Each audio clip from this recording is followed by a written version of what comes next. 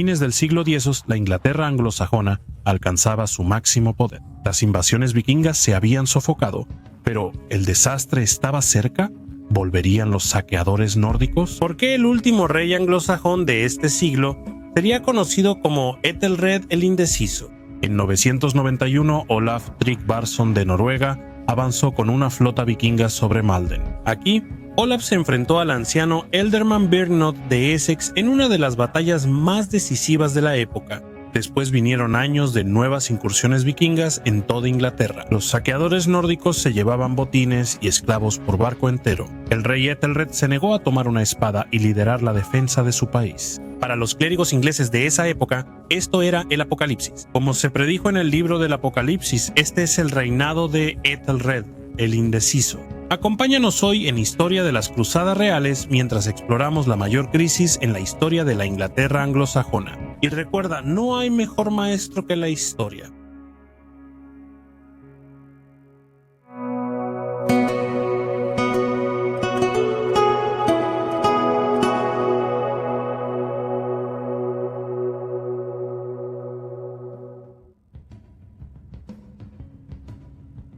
Los cronistas anglosajones describen el reinado del rey Edgar de Inglaterra como una especie de edad de oro. Edgar gobernó de 958 a 975 series, aproximadamente un siglo después de las peligrosas guerras vikingas de Alfredo, el gran anglosajón. Inglaterra había progresado mucho desde los días oscuros de lucha contra los invasores nórdicos. En la Pascua de 973, Edgar fue ungido como gobernante del imperio anglosajón, ya que gobernaba a muchos pueblos, no solo a los anglosajones. La ceremonia fue en Bath, rodeada de edificios bien conservados de la Roma imperial. Todo el evento evocaba la grandeza de la Britania romana, la culminación de los triunfos de Alfredo el Grande, el nieto de Athelstan, quien había consolidado la hegemonía inglesa en las Islas Británicas. Según el escritor del siglo XII, Guillermo de Malmesbury, 973 también fue el año en que 8 subreyes de Gales, Escocia y las Islas Occidentales llevaron a Edgar por el río Dee en Chester, una declaración política meticulosamente ejecutada sobre la primacía anglosajona. Esta imagen colorida probablemente sea una exageración posterior del hecho de que muchos gobernantes regionales rindieron homenaje ante Edgar en Chester, tanto para asegurar su amistad como para evitar su ira. Todos estos gobernantes acordaron proporcionar ayuda militar a Edgar si surgía la necesidad, y Edgar aceptó hacer lo mismo. Para Edgar y sus compañeros gobernantes británicos, el mar en particular implicaba un peligro potencial. Cada verano, Edgar y sus reyes vasallos participaban en ejercicios navales conjuntos, patrullando la costa británica con flotas de cientos de barcos. Aunque la amenaza vikinga fue controlada hace tiempo, el peligro de nuevos ataques nórdicos siempre acechaba más allá de las olas, y Edgar y los gobernantes de Gales y Escocia estaban decididos a mantenerse vigilantes. Y sin embargo, las semillas de futuros conflictos echaron raíces en los espacios más íntimos de la propia familia del rey. Edgar disfrutó de la compañía de más de una mujer en su vida. Cuando era adolescente tuvo varias amantes. Una joven llamada Athelflaed jugaría un papel particularmente importante en su futuro. Hija del Ealdorman de East Anglia, Athelflaed provenía de una de las casas anglosajonas de más alto rango. Los historiadores no saben si ella era esposa o amante de Edgar. A principios de la década de 960, ella le dio a Edgar un hijo llamado Eduardo, lo que indicaba su estatus como miembro aceptado de la dinastía de su padre. Sin embargo, en 964, cuando Edgar tenía unos 21 años, se casó con Elfrid, viuda de uno de los ealdormen más poderosos del reino y aliada cercana del obispo Athelwald de Winchester. Elfrid es la primera esposa de un rey inglés que recibió el título de reina. Antes de esto, la consorte de un rey simplemente era llamada la esposa del rey. En 973 fue ungida junto a Edgar en Bath, y los documentos de la época enfatizan su título de reina gracias a sus poderosos aliados entre la élite inglesa. Elfrida se esforzó por excluir al hijo del rey, Eduardo, de obtener el trono. Ella le dio a Edgar un hijo, Edmundo. Una carta de 966 fue atestiguada por el rey y Elfrida quien es descrita como la esposa legítima del rey. El hijo de Elfrida, el pequeño Edmundo, es llamado el hijo legítimo del mencionado rey. En marcado contraste, el hijo mayor de Edgar, Eduardo, aparece simplemente como engendrado por el rey. Esto debió de ser un trago amargo para el hijo mayor, Eduardo. Edmundo murió cuando tenía solo 5 o 6 años, pero entre 966 y 969, Elfrida le dio al rey otro hijo, Etheredo, quien ahora se convirtió en el centro de las ambiciones de la reina. La influencia del rey en los acontecimientos terminó con su muerte repentina en 975 a los 33 años. La muerte prematura del rey sorprendió a sus súbditos y creó una crisis inmediata, ya que el rey dejó atrás a 2 hijos de 2 mujeres importantes, ambas con el apoyo de hombres poderosos. Al principio la mayoría de los nobles apoyó a Eduardo, aunque su padre lo favoreció menos. Eduardo tenía entre 13 y 16 años, mientras que su hermanastro, Etelredo, tenía entre 5 y 8 años de edad. Los magnates ingleses generalmente preferían a un jefe de estado más maduro, ya que un rey niño requería una regencia con todos los desafíos que eso conlleva. Pero Etelredo aún contaba con un apoyo considerable. Los nobles se reunieron para debatir el asunto, y los ánimos se encendieron mientras las discusiones se prolongaban durante días. La clave para romper el estancamiento fue el arzobispo Dunstan de Canterbury, el eclesiástico más importante del reino, quien brindó su apoyo a Eduardo. Poco después, el arzobispo coronó personalmente a Eduardo. Pero Ethelred todavía tenía poderosos partidarios y ellos no estaban dispuestos a dejar el asunto así. En parte, el conflicto fue impulsado por una controversia que estalló durante el reinado del rey Edgar. Edgar había apoyado un movimiento de reforma monástica que restauró decenas de monasterios en toda Inglaterra. Esto revivió a muchas comunidades de monjes, pero varias familias poderosas perdieron grandes extensiones de tierra. El resentimiento surgió y estalló en violencia. Después de la muerte de Edgar, los antiguos señores recuperaron varios monasterios, expulsando a los monjes, quienes vagaron en la miseria por toda la tierra. Elfir, Elder de Mercia, lideró una fuerza contra monasterios en los Midlands occidentales, acusando al arzobispo de no respetar los derechos de Ethelred, el Elder de Anglia Oriental. Ethelwyn, quien apoyaba al rey Eduardo, reunió una fuerza para oponerse al saqueo de los monasterios. En todas partes, Dice la vida de San Osvaldo. había disensión y problemas que ni los obispos ni los nobles pudieron apaciguar. En el año 978, el rey Eduardo, que ya tenía casi 20 años, fue a parlamentar con Ethelredo en la residencia de la reina Elfrida en Corfe, Dorset. Imprudentemente, Eduardo viajó solo con una pequeña escolta militar. Al acercarse Eduardo a la residencia de la reina, varios nobles desconocidos se le acercaron. Unos hombres armados rodearon al rey, lo bajaron de su caballo y lo apuñalaron hasta matarlo. Ahí mismo. Las identidades de los asesinos de Eduardo nunca se confirmaron, quizás intencionalmente para evitar más derramamiento de sangre. El historiador Mark Morris señala que es fácil deducir quién probablemente estuvo detrás del asesinato. Elfir, el Elder de Mercia, casi con certeza estuvo involucrado, al igual que la reina viuda Elfrid. Estos dos lograron salirse con la suya tras el entierro de Eduardo. La guerra civil había terminado.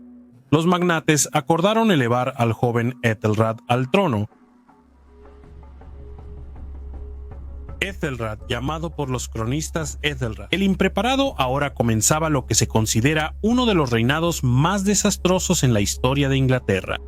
Ethelred era un niño, por lo que su madre, la reina Elfrid, el Elder Elfir y el obispo Ethelwald gobernaron como regentes. Lograron reconciliarse con los partidarios de Eduardo, el arzobispo Dunstan y Ethelwyn de Anglia Oriental. La coronación de Ethelred tuvo lugar el 4 de mayo de 979 en el sitio tradicional de Kingston upon Thames. El nuevo rey tenía entre 9 y 13 años de edad, pero a medida que Ethelred crecía, se volvía inquieto bajo el gobierno del partido de su madre. Tras la muerte del Elderman Elfir en 983 y del obispo Ethelwald en 984, Ethelred tomó la iniciativa. La reina madre de repente deja de aparecer como testigo en los documentos reales, lo que indica su expulsión de la corte. Los sucesores de Elfir también fueron exiliados. Curiosamente, Ethelred recurrió precisamente a la facción que había favorecido a su hermanastro fallecido. El joven rey estaba listo para hacerlo.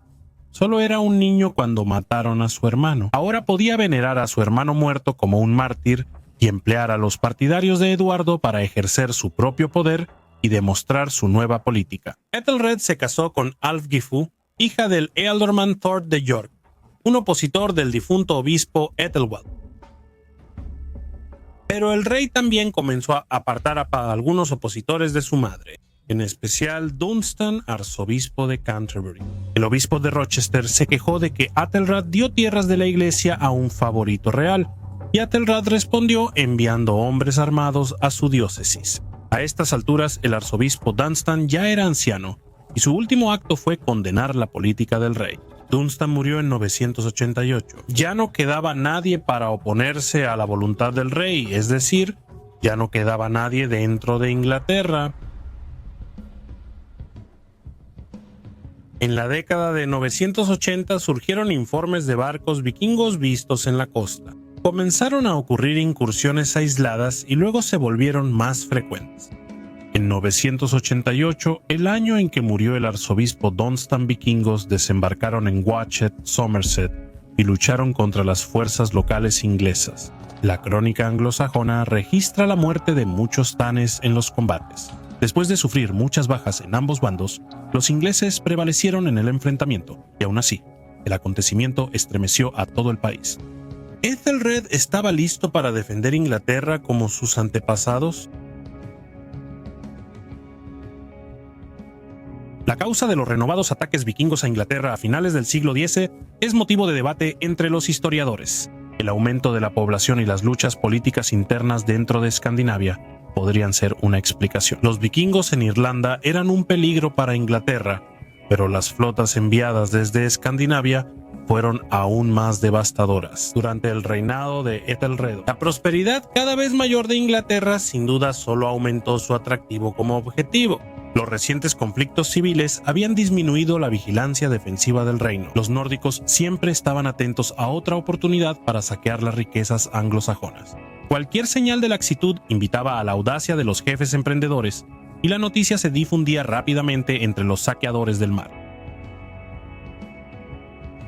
El año 991 fue clave en el reinado de Ethelred. Ese verano, una enorme flota bajo el mando de Olaf Tryggvason de Noruega desembarcó en Folkestone, en Kent. Los hombres de Olaf saquearon la ciudad y los campos. Luego avanzaron por la costa para aterrorizar Sandwich e Ipswich. Después se dirigieron a Malden en Essex, estableciendo un campamento en una isla del estuario del Blackwater. El 11 de agosto, las tropas locales de los sajones orientales los enfrentaron aquí. Ahora tuvo lugar una de las batallas más legendarias de la Inglaterra alto medieval. Los anglosajones que se enfrentaron a Olaf en Malden estaban liderados por el anciano ealdorman Birnoth de Essex, un viejo guerrero alto y canoso que tomó la espada y luchó junto a sus tropas. Olaf ofreció retirarse con sus hombres a cambio de un pago de tributo. Birnoth se negó. Un poema posterior muestra a Birnoth hablando valientemente al líder nórdico. Te daremos lanzas como tributo. No obtendrás tesoros tan fácilmente. La punta y la hoja nos unirán. Primero, el juego feroz de la batalla. El poema, cuya fiabilidad histórica es cuestionable, dice que los anglosajones lucharon valientemente y evitaron que los vikingos cruzaran el paso elevado que los conectaba con tierra firme. Olaf se quejó de que sus hombres no podían luchar en una batalla adecuada a menos que pudieran cruzar. Increíblemente, Birnoth aceptó y el Elder dejó que los nórdicos cruzaran para que hubiera una batalla completa. Historiadores han debatido mucho la veracidad de este pasaje. El tropo de la confianza excesiva antes de la derrota es común en la poesía a lo largo de la historia. ¿Podría haber algo de verdad en esto? Miguel Wood especula que Birnoth quizás simplemente quería aniquilar a los vikingos en vez de permitirles escapar. Si cruzaban, quedarían prácticamente atrapados, y los anglosajones podrían masacrarlos hasta el último hombre. Eso sí, si los hombres de Birnoth lograban ganar ese día.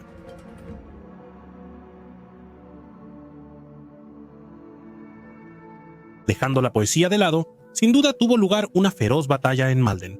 como en todas las batallas de la era vikinga. Cada bando se alineó frente al otro en formación de muro de escudos, las dos partes se acercaron y comenzó el combate cuerpo a cuerpo. Un ejército trató de romper el muro de escudos rival, atacando con lanzas y espadas. Las bajas aumentaron en ambos bandos, pero al final los nórdicos obtuvieron la ventaja. Birdnot cayó heroicamente bajo los golpes vikingos. Olaf había ganado. La victoria nórdica en Malden fue un duro golpe para el reino anglosajón. Desde la época del rey Alfredo, los ingleses habían medido la salud de su sociedad por su éxito contra los vikingos. Ahora, después de un siglo de victorias, un nórdico había triunfado una vez más en suelo inglés.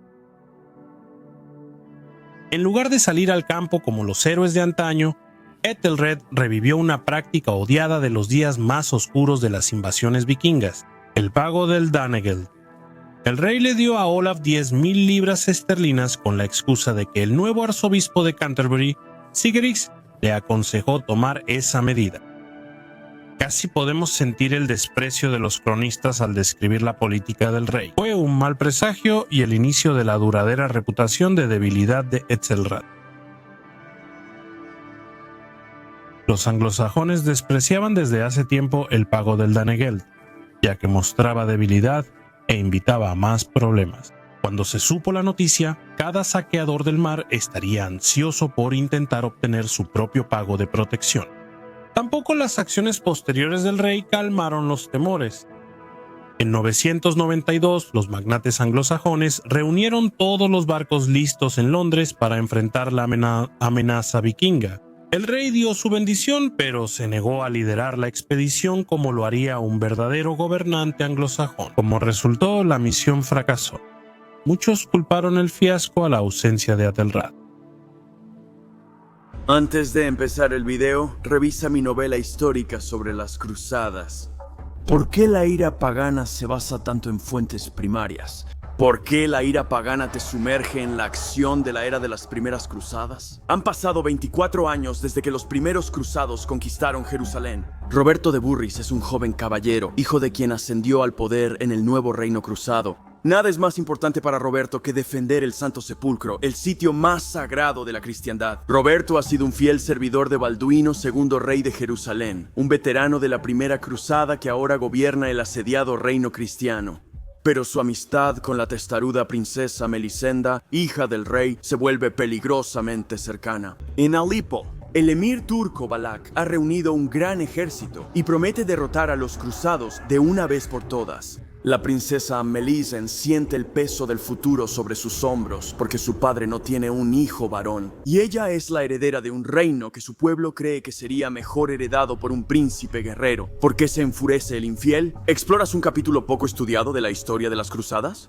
El reino de Jerusalén es joven y asediado por enemigos. Frente a pruebas interminables, el rey Balduino y sus caballeros luchan con fervor, listos para morir por Jerusalén. Guillermo de Malmesbury escribió en el siglo XII: Hay una gran fuerza en la presencia de un general en la batalla y en el valor que demuestra ante tales circunstancias. En la sociedad medieval se esperaba que el rey peleara junto a sus hombres y arriesgara su vida en batalla, como si fuera un acuerdo legal. Los testigos eran clave, y aquellos que presenciaban el valor de un rey en la batalla contaban y volvían a contar que él había cumplido con su deber, que era un gobernante digno del título. Este era el problema con Ethelred el indeciso. Había sido un intrigante político capaz, pero ahora, ante los renovados ataques vikingos, no logró guiar a su pueblo ni contrarrestar la opinión popular. El abad inglés Elfric de Ensham escribió que la vida de un rey era muy valiosa para arriesgarla en batalla. El abad mencionó que emperadores romanos y gobernantes bíblicos enviaban generales a liderar sus ejércitos. Esto no impresionó a la élite guerrera anglosajona, cuyos padres habían estado en las guerras de escudos de Athelstan, Eduardo el Viejo y Alfredo el Grande, y habían derramado su propia sangre contra los vikingos. En 993, Ethelred realizó una asamblea en Winchester y admitió que se me equivocó al ignorar las políticas del obispo Ethelwald. El rey buscaba calmar el descontento divino restaurando las reformas monásticas de su padre. La reina madre Elfred volvió a gozar del favor del rey. A partir de este momento, Ethelred adoptó una postura penitencial y este ánimo dominó su corte. Elfric de Enchem escribió en tono apocalíptico exhortando a los cristianos a prepararse para el fin del mundo. Los vikingos habían regresado justo cuando se acercaba el año 1000. ¿Era esta la era de Satanás desatado como lo predijo el libro del Apocalipsis? Después de su victoria en Malden, Olaf permaneció en Inglaterra, saqueando a lo largo de la costa. Por fin. En 994 atacó la propia Londres y luego saqueó las costas de Kent, Essex, Hampshire y Sussex. La crónica anglosajona dice que robaron caballos y cabalgaron tan lejos como quisieron. Fue un cambio drástico y terrible comparado con los días en que el gran rey Athelstan aplastó y dispersó a los nórdicos a su paso. El gobierno de Athelred no pudo ofrecer resistencia. El rey seguía enviando ofertas de tributo a Olaf. Los vikingos establecieron un campamento a largo plazo en Southampton, donde podían recibir cómodamente entregas de botín de la corte de Athelred. Athelred incluso recibió a Olaf personalmente. Olaf ya era un cristiano bautizado, pero ahora fue confirmado. Con Athelred actuando como su padrino, el objetivo de Athelred era neutralizar a Olaf comprando sus servicios como capitán mercenario. Los guerreros vikingos entonces podrían ser usados para beneficiar, en lugar de saquear, el reino. Olaf aceptó esta oferta. Juró mantener la paz y ayudar a Athelred contra otros atacantes a cambio de 22,000 libras en oro y plata. Después, Olaf navegó hacia Noruega, donde usó su riqueza inglesa para obtener el trono noruego. Muchos hombres de Olaf se quedaron en Inglaterra a costa del rey. Ethelred ordenó a sus súbditos que los trataran bien y prohibió estrictamente que alguien buscara venganza contra sus huéspedes nórdicos. En esencia, Ethelred había institucionalizado el saqueo. Sus súbditos pagaban altos impuestos para mantener a los mercenarios nórdicos. Este fue el comienzo de la institución del alguacil del condado, o sheriff, que se encargaba de recaudar impuestos de los ingleses. Como dicen las leyendas de Robin Hood, el alguacil del condado era un agente odiado, símbolo de la debilidad del rey y de la opresión nórdica. Luego, en 997, un grupo de hombres de Olaf se aburrió de simplemente ver cómo llegaba el botín y lanzó sus propias incursiones por la costa de Devon y Cornualles. Al año siguiente saquearon Dorset, y en 999 fueron al este, navegaron por el Medway, tomaron propiedades y devastaron aldeas. Atelredo intentó emplear a uno de sus mercenarios nórdicos, Pele, para sofocar la violencia, pero Pele solo se unió al saqueo, saqueando Devon. En 1001, como predijeron muchos nobles anglosajones, la complacencia de Atelredo con los nórdicos solo había producido más incursiones. Atelredo se desesperó por escapar de esta crisis. Cuando su esposa, Elfgifu, murió en 1001, envió mensajeros a través del Canal de la Mancha para forjar una alianza con Normandía, gobernada por el duque Ricardo II. Normandía fue fundada originalmente por una alianza entre el vikingo Rollo y un emperador franco en una situación muy similar a la de Atelredo. Pero los normandos no eran simplemente vikingos cristianizados, eran un nuevo grupo étnico, resultado de la mezcla de los colonos vikingos y los francos locales. Para el año 1000, los normandos practicaban con entusiasmo el cristianismo latino y eran completamente francos en lengua y cultura. El duque Ricardo II estaba dispuesto a aliarse con los escandinavos cuando le convenía, pero tenía poco en común con los invasores nórdicos que fundaron su ducado y también estaba dispuesto a aliarse con Ethelredo. El rey inglés y el duque normando llegaron a un acuerdo. El rey se casó con Emma, hermana del duque Ricardo, y así una dama normanda fue coronada reina de Inglaterra en la primavera de 1002. Como resultó ser, este sería un acontecimiento de importancia crucial para el futuro de Inglaterra. Las fortunas de las casas gobernantes de Inglaterra y Normandía se mezclaron de repente, y en un día fatídico de 1066, este hecho jugaría un papel decisivo en la transformación del reino de Inglaterra.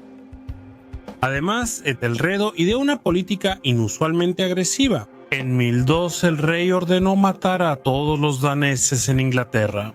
Contrario a lo que muchos creen, esto no implicaba que Etelredo quisiera matar a todos los de origen nórdico o danés en Inglaterra, porque había muchas personas viviendo en el reino desde hacía más de un siglo.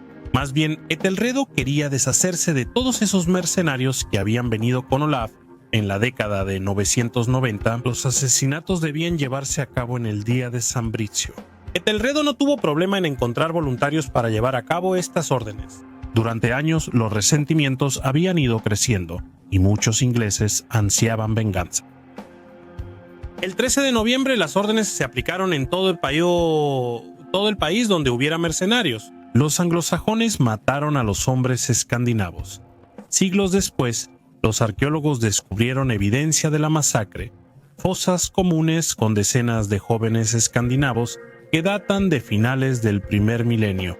Los restos muestran claras señales de muertes violentas. Ethelred declaró que los asesinatos estaban justificados, afirmando que los daneses habían surgido entre los ingleses, como cizaña entre el trigo. Pero la masacre del día de San Brice no resolvió el problema de Ethelred, lo empeoró. La noticia de la masacre llegó a Escandinavia. Al enterarse, Sweyn Barba de Horquilla, rey de Dinamarca, juró vengarse y ofreció recompensas a quienes se unieran a él para lograrlo. Entonces, ¿quién era este Sweyn Barba de Horquilla? Tenía unos 40 años en 1003 y era rey de los daneses desde la muerte de su padre, Harald Diente Azul, en 986. Antes de eso, había saqueado y robado siguiendo la tradición clásica vikinga alrededor del año 1000. Derrotó y mató a Olaf Tryggvason y se apoderó de parte de Noruega, aumentando enormemente su propio poder. Ahora tenía los medios para llevar a cabo una invasión seria de Inglaterra, así que tal vez la ira justa no era su única motivación para atacar el opulento reino anglosajón. Sven personifica a la transición escandinava del odinismo al cristianismo. El padre de Sven fue un converso al cristianismo que hizo bautizar a Sven, pero el cronista Dan de Bremen maldice a Sven como un pagano perseguidor de cristianos. Otro cronista lo llamó constructor de iglesias. La agitación religiosa caracteriza a Escandinavia en esta época, ya que las antiguas creencias ceden ante la fe de Cristo. Sweyn pudo haber tenido un pie en ambos mundos, pero como la mayoría de los gobernantes escandinavos de la época, seguramente reconocía el poder del cristianismo como la religión de los prósperos reinos de Europa. Si realmente había adoptado el cristianismo, eso no le impidió mantener la tradición de saqueos marítimos de sus antepasados. Durante los siguientes años, Sweyn atacaría y devastaría Inglaterra. La crónica anglosajona describe este periodo como uno de horrores, donde el rey Ethelred falló al unir a su pueblo contra Sweyn Barba de Horquilla. Las campañas de Sweyn superaron las incursiones vikingas. Lideró un ejército invasor con ataques planeados para someter. El dominio de Ethelred solo logró que una hambruna en el año 1005 persuadiera a Sweyn de hacer una pausa en sus ataques. Mientras la miseria se apoderaba de sus súbditos, la paranoia se apoderó del rey. Ethelred desterró a muchos de sus familiares y consejeros de la corte. Algunos desaparecieron en monasterios, otros murieron en circunstancias sospechosas. 2 hombres llenaron el vacío. El arzobispo Wulfstan de York fue uno de los consejeros más cercanos de Ethelred. Wulfstan creía que el fin del mundo estaba cerca, y su perspectiva apocalíptica dominaba la iglesia anglosajona. En este tiempo, Edric el Aprovechado también saltó a la prominencia, apodado así por su oportunismo sin escrúpulos, elevado al rango de Ealdorman por Ethelred. Eodric mostró una crueldad mercenaria que prosperó en este sombrío periodo. Algunos cronistas acusan a Eodric de asesinatos e intrigas políticas violentas, pero también instó al rey a endurecerse y reconstruir el ejército. A partir del año 1008, Ethelred introdujo importantes reformas militares. Cada 300 idas de tierra financiarían un nuevo buque de guerra. Cada 8 idas dotaban a un soldado de armadura de malla y casco de hierro. Esto generó un ejército de 8,000 soldados armados y una flota de 200 barcos. La crónica anglosajona dice que en 1009 Ethelred lanzó una armada mayor que cualquier gobernante inglés previo, pero tuvo problemas para controlar su corte. Eodric el Graver promovió a sus hermanos a altos cargos. y estallaron conflictos entre su familia y las casas nobles tradicionales. Finalmente, el hermano de Edric, Brithric, acusó de traición a un admirador muy respetado, Wulfnoth de Essex. Ante el trono del rey, Ethelred se mostró impotente. Para resolver el asunto, Wulfnoth reunió a un grupo de hombres poderosos a su alrededor, equipó una flota y atacó a la parte ofensora. Brithric respondió lanzando una flota de unas 80 naves reales y partió en persecución de Wulfnoth. Sin embargo, una tormenta arruinó la persecución de Brithric y destruyó la mayoría de las embarcaciones del advenedizo. Los partidarios de Wulfnoth incendiaron los barcos que regresaron a la costa, así que un absurdo conflicto civil arruinó cerca de la mitad de los nuevos barcos de guerra del rey, lamenta la crónica anglosajona. Así el trabajo de toda la nación terminó en nada. Poco después, los ataques vikingos se reanudaron en toda Inglaterra. El arzobispo Wulfstan respondió a los ataques organizando penitencias nacionales, guiando al pueblo inglés en ayunos y procesiones descalzos. Ethelred ordenó la distribución de armas y la veneración de reliquias, una moneda que mostraba al Cordero de Dios en un lado y a la Paloma de la Paz en el otro, conmemoraba esta campaña de limosnas ordenada por el rey. Pero los ataques vikingos continuaron. Un nórdico llamado Thorkel el Alto devastó la costa inglesa desde una base en la isla de Wight. En 1011 Ethelred intentó revivir la antigua práctica de pagar Danegeld para apaciguar a Thorkel, pero la administración de Ealhred, completamente degradada, no logró recaudar los fondos del tributo. Las cosas empeoraron cuando Thorkel atacó y ocupó la misma Canterbury. Los saqueadores nórdicos llevaron a muchos hombres y mujeres cautivos al campamento de Thorkel en Greenwich. Aquí Thorkel celebró por ello. Entre los cautivos se encontraba el eclesiástico más prestigioso de Inglaterra, Elfheath, arzobispo de Canterbury. Un nuevo golpe bajo parecía seguir a otro. El obispo principal de Inglaterra había sido secuestrado por saqueadores nórdicos en su propia ciudad catedralicia. Thorkel mandó a sus matones a negociar la liberación del arzobispo, y Edric el codicioso intentó reunir el rescate. Pero el arzobispo Elfheath demostró la medida de su carácter. Se negó rotundamente a ser rescatado. Ordenando a su rebaño que no pagaran ni una sola moneda por su vida, Thorkel se enfureció y amenazó al arzobispo con toda clase de torturas imaginables. Aún así, Elfheath desafió a su captor. Frustrado, Thorkel y sus hombres se embriagaron con vino franco saqueado de comerciantes ingleses mientras decidían qué hacer. Algunos de los hombres de Thorkel empezaron a arrojarle huesos de animales al arzobispo atado, hasta que finalmente un vikingo tomó un hacha y golpeó con el extremo romo la cabeza del hombre de la iglesia. Elfheath falleció por ese golpe. La noticia de la muerte del arzobispo se difundió rápidamente. Muchos anglosajones se inspiraron por el desafío del eclesiástico ante el peligro, en contraste con la conducta de los suyos. El rey, Thorkel mismo, no estaba complacido. No solo los nórdicos habían perdido a un rehén valioso, sino que el asesinato de sacerdotes se había vuelto cada vez más tabú entre los nórdicos. Cada vez más escandinavos veneraban a Cristo, aunque no siempre en términos estrictamente ortodoxos. Algunos nórdicos se habían convertido completamente. Otros veneraban a Jesús como uno entre muchos dioses. Pensaban que era imprudente enojarlo, igual que a Thor u Odín. Thorkel ordenó trasladar el cuerpo del arzobispo a Londres, donde el obispo lo recibió para su entierro. Los anglosajones veneraban a Elfheath como el primer arzobispo de Canterbury en morir como mártir. En 1078, el Papa Gregorio VII lo canonizó como santo. Pero lo peor aún estaba por venir. En 1012, Sweyn Barbapartida, rey de Dinamarca, volvió a invadir Inglaterra. Esta vez no pretendía nada menos que la conquista total del reino anglosajón.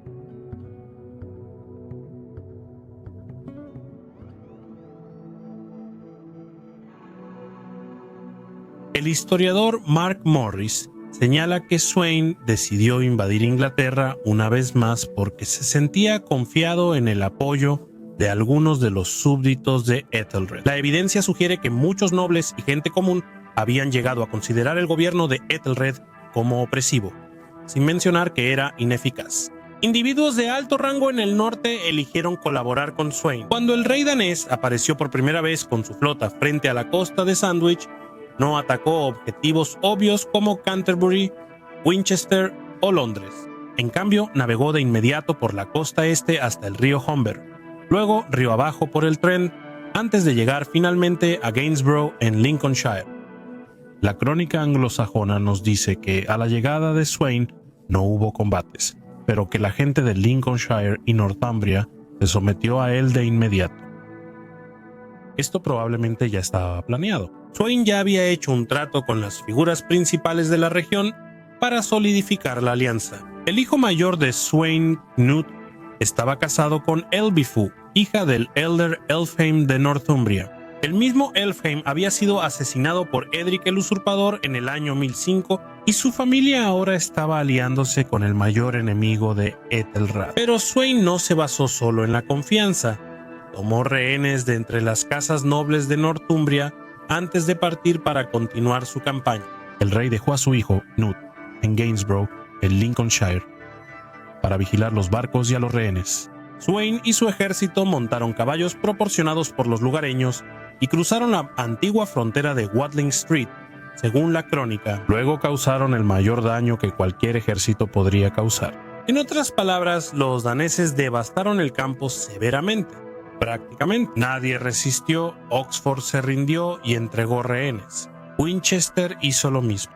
Atelrado hizo su resistencia en Londres, ayudado por su aliado nórdico Torkeler el Alto y los ciudadanos de la ciudad. Los defensores de Londres repelieron el avance inicial de Sweyn. El historiador John Haywood señala que Londres en ese momento aún no era la capital de Inglaterra. Esa distinción aún pertenecía a Winchester, pero para ese entonces Londres ya era la ciudad más grande y rica del reino. Los daneses optaron por ir después a Bath aquí. El noble Ethelmar, previamente desterrado a un monasterio por Ethelred durante una de sus purgas, salió a negociar con Sweyn en nombre de los Thanes de los condados occidentales. Ethelmar, sometidos al gobierno de Sweyn, los que ciudadanos de Londres ahora entendieron lo que se avecinaba.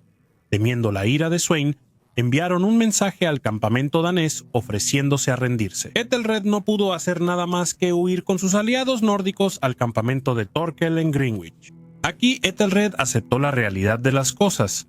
Lo había perdido todo después de enviar a la reina Emma y a los hijos reales a Normandía. Ethelred admitió la derrota y luego huyó él mismo al país natal de su esposa. Y así Sweyn había conquistado Inglaterra. Las incursiones vikingas en las costas de Ethelred terminaron con la pérdida total del reino anglosajón ante un gobernante escandinavo. Ethelred tenía ahora unos 40 años y le quedaba más que pasar el resto de sus días como exiliado en la corte del hermano de su esposa, el duque Ricardo II de Normandía. Pero la buena fortuna pronto abandonó al rey danés el 3 de febrero del año 1014, después de un gobierno de 5 semanas. Sven Barba de Horquilla falleció por causas desconocidas. Algunos dicen que cayó de su caballo, otros que fue asesinado. Sven tenía más de 50 años de edad en que muchos hombres medievales morían, por lo que el juego sucio quizá no explique su muerte. John Haywood afirma que Sven murió de una enfermedad. En cualquier caso, su cuerpo fue llevado a York para ser enterrado en la catedral. Sven fue quizá tan despiadado como los antiguos conquistadores vikingos, pero su tumba estuvo en una iglesia, no en un barco en llamas. Los vikingos conquistaron Inglaterra, pero la religión inglesa los conquistó a ellos. En York, los nobles ingleses llegaron en grandes cantidades para asistir a la corte de Sven. En cambio, se encontraron reuniéndose para su funeral. El ejército de Sven eligió de inmediato a Knut como gobernante, pero los nobles ingleses tardaron en decidirse. Los anglosajones que se tomaban muy en serio la unción de un rey. La muerte repentina de Sven quizá fue una señal de la venganza de Dios. El arzobispo Wulfstan de York predicó ante los nobles reunidos sobre los males cometidos por Sven y otros vikingos. Habían saqueado aldeas, violado a las esposas e hijas de los nobles y reunido a los aldeanos para venderlos como esclavos. Pero toda la ofensa que a menudo sufrimos, predicó el arzobispo, la pagamos honrando a quienes nos insultan. Les pagamos continuamente y ellos nos humillan a diario. Pero lo más preocupante de todo, dijo Wulfstan, es que los anglosajones se habían unido a los daneses para destronar a su propio rey ungido. ¿Qué podría salir de esto si no desastre? No todos los nobles estaban convencidos de inmediato. Algunos dudaron en restaurar al rey que llevó a Inglaterra al desastre. Algunos temían la tendencia de Æthelred a buscar venganza. Seguramente Æthelred estaría ansioso por vengarse de todos los que lo habían abandonado. Durante la invasión de Sweyn, los nobles enviaron mensajeros a Normandía anunciando que estaban listos para recibir a Æthelred como su rey una vez más, si él garantizaba la seguridad de todos los nobles danes. También le exigieron que jurara gobernarlos de manera más justa que antes, obligando así al rey a reconocer sus errores pasados.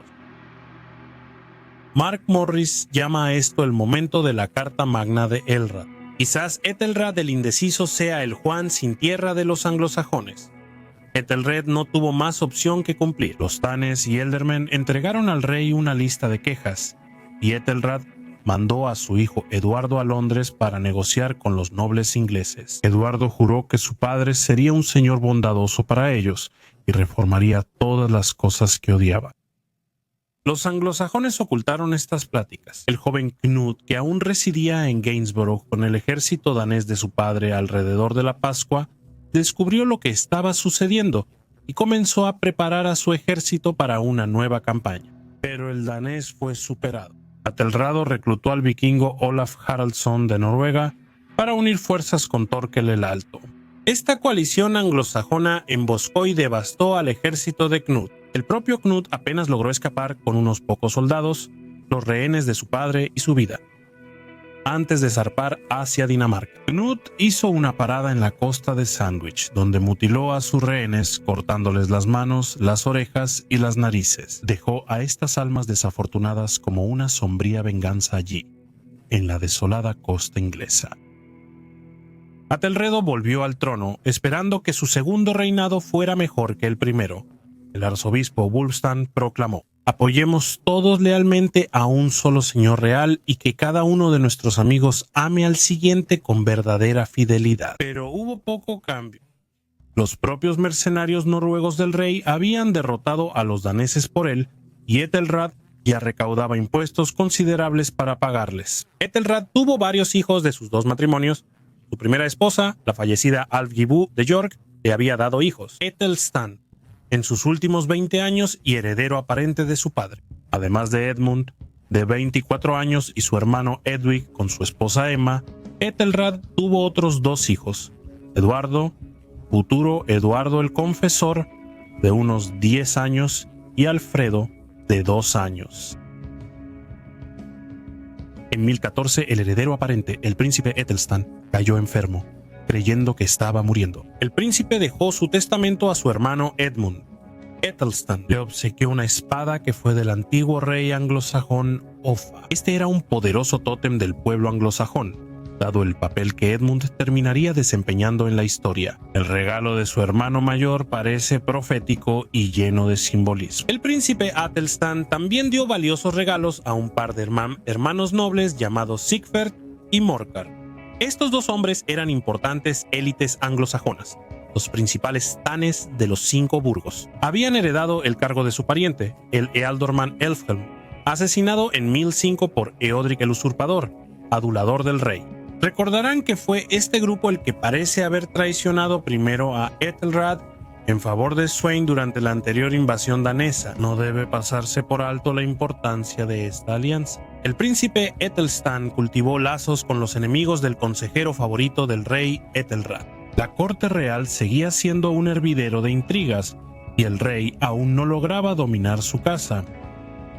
El príncipe Æthelstan murió en 1014, luego la caja de Pandora estalló en 1015. Edric mandó asesinar a Sigifert y Morcar. Æthelred enseguida ordenó que sus hombres tomaran las tierras de los hermanos y capturaran a Elgid, la viuda de Sigefert. El rey tenía la intención de ocultar a la dama en un convento y la hizo encarcelar en Malmesbury. No sorprende la hostilidad de Æthelred hacia esta noble casa, pues fueron los primeros en traicionarlo durante la gran invasión de Sweyn Forkbeard. El nuevo comienzo acordado antes del regreso de Æthelred no se estaba cumpliendo exactamente. Pero ahora el príncipe Edmund, el hijo mayor sobreviviente de Æthelred y portador de la espada del rey Offa, entró en acción. Él tomó la causa de la facción anti-Eodric y cabalgó hasta Malmesbury, donde liberó a la dama Elgir. En agosto, Edmund se casó con ella y tomó el control de los 5 burgos. La crónica dice que los nobles de esta región reconocieron a Edmund de inmediato. Este fue un momento peligroso. Estallaría una guerra civil entre el rey y su hijo. Con el tiempo, el príncipe Edmund fue llamado Edmund Ironside por su valentía y resistencia. Incluso ahora, probablemente la gente se estaba dando cuenta de que Edmund estaba hecho de un material mucho más fuerte que su padre. La prueba definitiva llegaría muy pronto. De repente, la amenaza danesa se reanudó en 1015. El hijo de Sweyn, Knut, llegó con un poderoso ejército listo para vengar su humillación anterior. El cronista alemán Thietmar de Meyersburg dice que Knut tenía 340 barcos y 27.200 hombres. John Haywood considera que estas cifras están infladas, pero está claro que los contemporáneos veían a Knut como líder de una hueste excepcionalmente grande. Knut avanzó hacia Sandwich en septiembre y después navegó con sus fuerzas por la costa hasta Dorset. Desde aquí lideró a sus tropas saqueando por todo Wessex. Ethelred revivió su pesadilla una vez más. El cansancio atormentaba al rey, pero aún así luchaba por resistir. Marchó a Portsmouth, donde cayó enfermo. Ethelred puso a Edric, el usurpador, a cargo del ejército. El príncipe Edmundo tenía ejército propio y se ofreció a coordinar con Edric. Pero Edric, al darse cuenta de que Ethelred estaba acabado, lo traicionó y declaró su lealtad a Knut. Fue un golpe final amargo para Ethelred, aún más porque la mayoría de los nobles anglosajones odiaban a Edric y le habían advertido al rey sobre él. Devastado por los daneses, Wessex se rindió ante Knut hacia finales del año 1015. Knut avanzó con su gran ejército, cruzó el Támesis y comenzó a quemar y saquear Mercia, el rey. Enfermo en Londres, parecía listo para rendirse y morir ante los invasores, causando pánico en Inglaterra. Todo parecía perdido. Los daneses tendrían el reino de nuevo. Y entonces el príncipe Edmundo hizo lo que su padre nunca había hecho. Actuó, y de manera decisiva. El príncipe tenía una pequeña fuerza detrás de él, pero de inmediato comenzó a intentar reunir a más de su gente. Viajó a Londres en Navidad, rogándole a su padre que reuniera a los hombres de la ciudad. El rey no haría nada. Los habitantes de la ciudad estaban aterrados de enfurecer a Knut. ¿De qué servía luchar si Ethelred solo volvería a fallar? Se negaron a unirse a Edmundo sin el rey. Muchos de ellos esperaban someterse a Knut pronto de todos modos. Edmundo Ironside persistió. En enero de 1016, Edmundo cabalgó hacia el norte y convenció al conde Uhtred de Northumbria de trabajar con él, pero luego Knut atravesó las Midlands y comenzó el avance hacia York en el norte. Uhtred entró en pánico y se presentó ante Knut y Edric para ofrecer su rendición. Ellos aceptaron y Edric ordenó que el conde fuera decapitado de inmediato, reemplazándolo con un nórdico llamado Eric. Knut se sentía confiado en la victoria. Las regiones caían ante él como fichas de dominó. Muy pronto aplastaría al molesto príncipe Edmundo con tranquilidad. Knut regresó a su flota en la costa sur en abril de 1016. Sin otra opción, Edmundo Brazo de Hierro cabalgó de nuevo hacia Londres. Aquí su padre yacía en las últimas horas de vida. Edmundo fue al lado de la cama y observó los últimos momentos de su padre. Debió haber sido una escena sombría. Aterrado, sucumbió lentamente a la enfermedad, sabiendo muy bien que su reino estaba perdido, que todos sus fracasos finalmente habían culminado en el desastre definitivo. El 23 de abril, el rey exhaló su último aliento. La desastrosa era de Atelrado. El impreparado terminó. Pocos presenciaron su muerte. La reina Emma, sus hijos, algunos obispos, sacerdotes, nobles y guerreros. Y por supuesto Edmundo, quien incluso ahora era tan decidido como su padre, que había sido débil. Un escritor victoriano afirma que la muerte de Atelrad fue la única cosa útil que el rey hizo por Inglaterra. Al observar los acontecimientos inmediatamente después de la muerte de Atelrad, es fácil estar de acuerdo. Los londinenses enterraron al rey muerto en la Catedral de San Pablo y de inmediato juraron lealtad a su hijo. Edmundo Ironside motivaba a los hombres, a diferencia de su padre que los desmoralizaba. Los hombres de Londres rodearon a su nuevo rey, Edmundo, quien prometió luchar y derrotar al invasor. Los londinenses vitorearon y levantaron sus espadas. Una nueva batalla por Inglaterra estaba a punto de comenzar.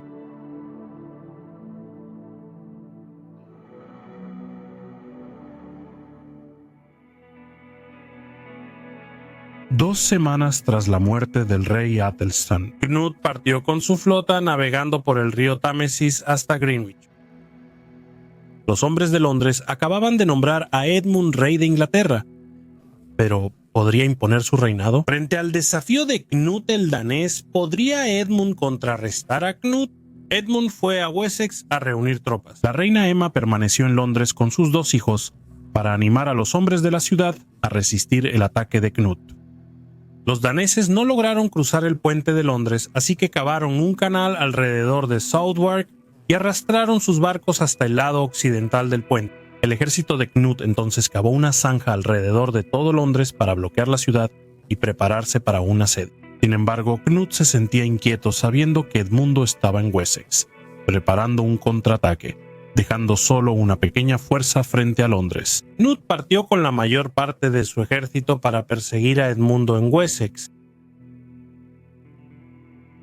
Edmundo y Cnut ahora jugaban un peligroso juego del gato y el ratón persiguiéndose el uno al otro. A través del sur de Inglaterra, chocaron en dos feroces batallas en Pencilwood y Sherstone, ambas terminando sin un resultado decisivo. Sin embargo, las fuerzas de Cnut quedaron gravemente dañadas y Edmundo se dirigió a Londres, que logró liberar. Los daneses tuvieron que huir en sus barcos. Bajo el liderazgo de Edmundo, los anglosajones se mostraron desafiantes. El valor de su rey inspiró su propio coraje. A pesar de estar en minoría frente al ejército de Cnut, las tropas de Edmundo parecían capaces de librarse del yugo danés para siempre. La larga maldición del reinado de Aethelred había sido rota. El antiguo espíritu de los reyes guerreros había regresado una vez más. Edmundo lideró a sus hombres en el campo contra Cnut en la batalla de Brentford. Los ingleses ganaron ese día, aunque Cnut logró retirarse con su ejército intacto tras hacer huir al enemigo. Edmundo sufrió grandes pérdidas y volvió a Wessex para reunir más tropas. Tuvo éxito ya que muchos hombres se unieron a la causa de Edmundo Ironside.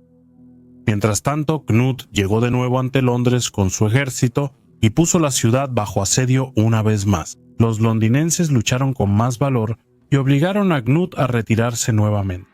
Cnut ahora tomó una ruta larga por el sur de Mercia, más al sur hacia Wessex y luego hacia Kent. Mientras tanto, Edmundo persiguió a los daneses, alcanzándolos en Otford. Ahora, el joven rey infligió una derrota más seria a Cnut. La audacia anglosajona estaba dando frutos. Las tropas de Cnut se desmoralizaban cada vez más. Parecía que Edmundo estaba a punto de lograr una victoria total. Como era de esperarse, el elder Edric, ambicioso, comprendió que Edmundo era su hombre. El advenedizo dejaba a sus aliados cuando tenían problemas, como era de esperarse. Edmundo nunca se había llevado bien con Edric, pero el ambicioso tenía muchos guerreros en su campamento, y Edmundo necesitaba toda la ayuda posible. El joven rey aceptó la lealtad de Edric. La crónica anglosajona lamenta esta decisión como el mayor acto de locura en la historia. Siglos después, los cronistas ingleses afirmarían que Edric había sido un traidor desde el principio y que se unió a Edmundo como un doble agente para Cnut. Ese otoño, Cnut marchó con sus fuerzas hacia Essex. Allí sorprendió a Edmundo, pero el joven rey reunió a sus tropas y se enfrentó a los daneses en la batalla de Ashington, el 18 de octubre de 1016. Edmundo organizó a sus hombres en 3 líneas y luchó al frente. Cnut, quien tenía una considerable ventaja numérica, se sentó detrás de sus propias líneas y observó mientras sus tropas luchaban por él. El enfrentamiento fue brutal. Ambos bandos sabían que era el momento decisivo y lucharon intensamente. Edric comenzó a gritar que la batalla estaba perdida y difundió que Cnut era invencible. El usurpador entonces huyó con todas sus tropas de Mercia. Fue un duro golpe para los ingleses, pero Edmundo no retrocedió y sus hombres se reunieron junto a su rey. Los anglosajones siguieron luchando. Estaban terriblemente superados en número y sufrieron bajas terribles, pero su valentía se mantuvo y la batalla continuó hasta la noche. Varios nobles murieron heroicamente, incluido el ealdorman U.F. Kettle de Anglia Oriental. Edmundo sufrió heridas graves y finalmente se vio obligado a retirarse. Se retiró con su ejército gravemente golpeado pero intacto a la isla de Olney en Gloucestershire. Es un testimonio de la determinación de Edmundo y sus hombres que salieran de esta derrota tan bien como lo hicieron. El valor personal del rey fue crucial para mantener intacto a su ejército. Los anglosajones lucharon con gran inspiración al lado de su rey, quien blandía espada y escudo y sangraba junto a ellos.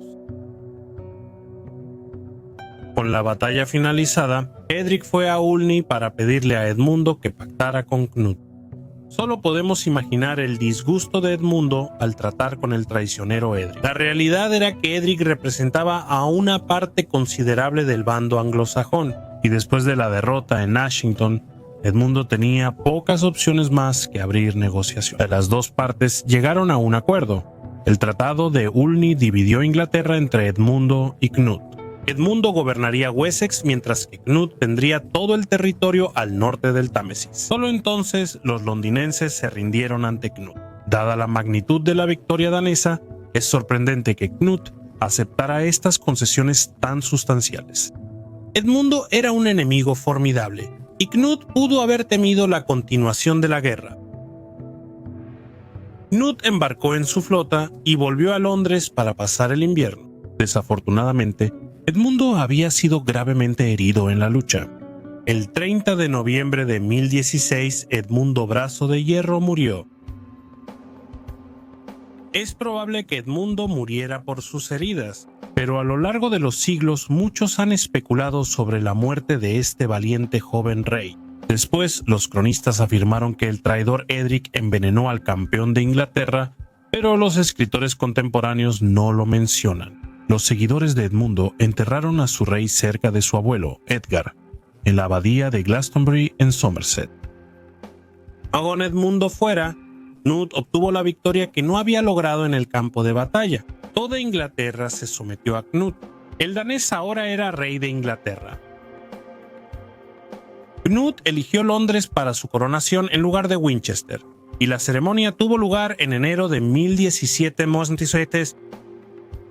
Se sabe que los historiadores han comparado a Edmundo Brazo de Hierro con su antepasado, Alfredo el Grande. Al igual que Alfredo, Edmundo se vio reducido a gobernar en Wessex y, como Alfredo, Edmundo fue un comandante valiente que despertó el espíritu de lucha de su pueblo. Si Edmundo hubiera vivido más tiempo, bien podría haber resurgido de las cenizas y triunfado sobre Cnut el danés. A pesar de lo breve de su reinado, Edmundo Brazo de Hierro destaca como uno de los monarcas más heroicos en la historia de Inglaterra.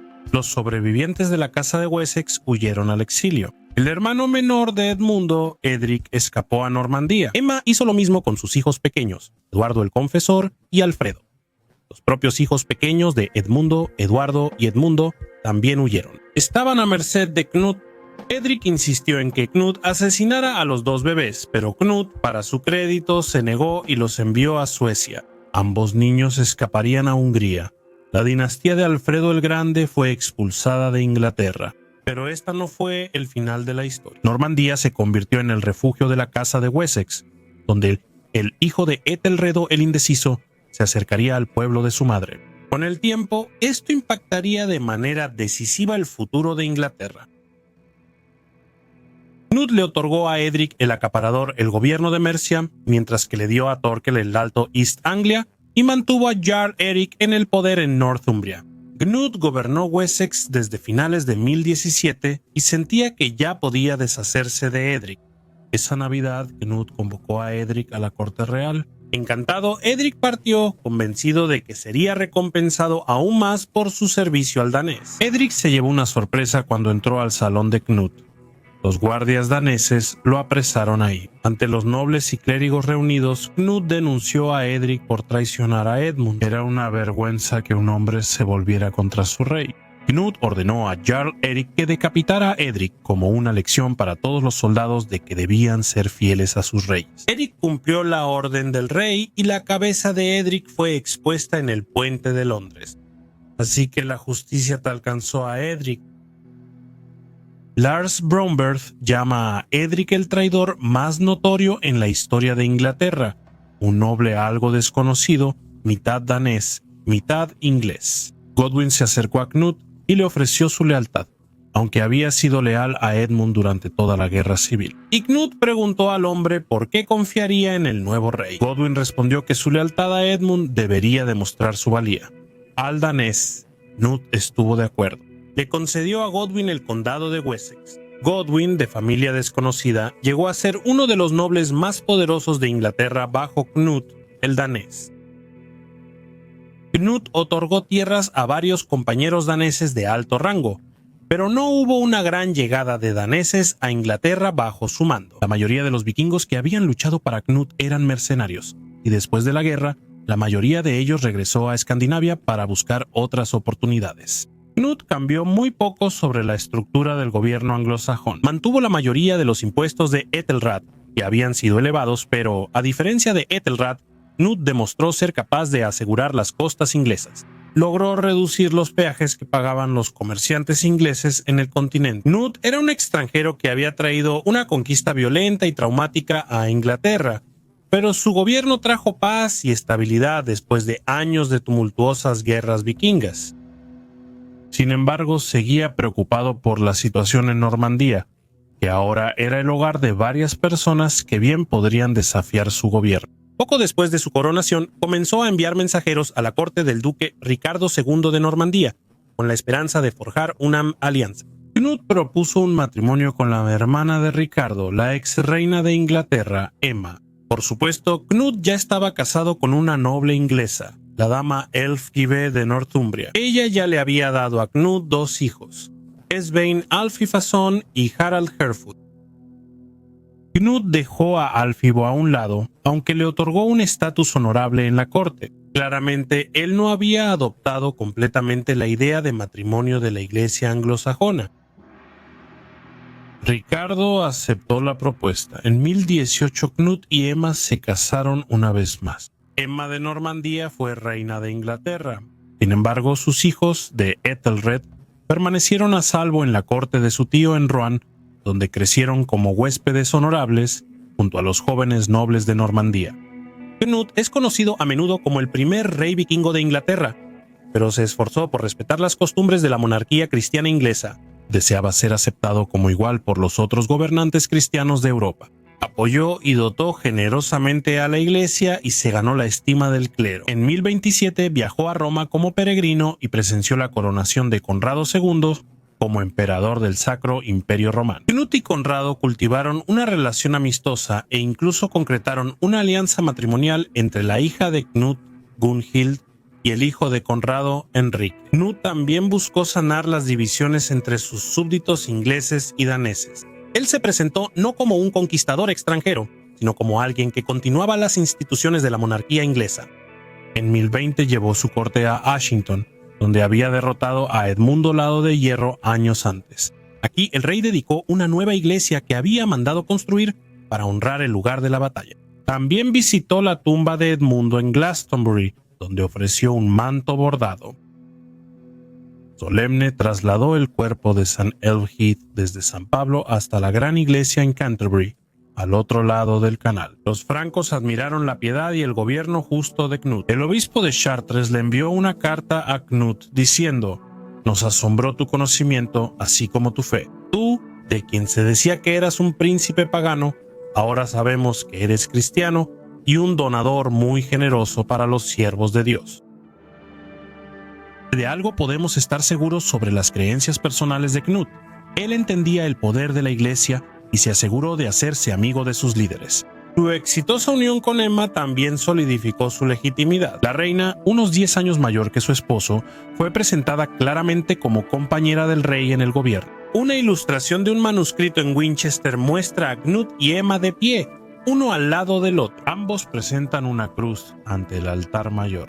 Un ángel coloca una corona en la cabeza de Knut y el rey empuña su espada, mostrando que es el defensor del pueblo cristiano. Es sorprendente ver cómo cambió Escandinavia desde la era del rey Alfredo hasta la de rey Knut. Por fin, Un gobernante vikingo había conquistado Inglaterra, pero ¿seguía siendo un vikingo?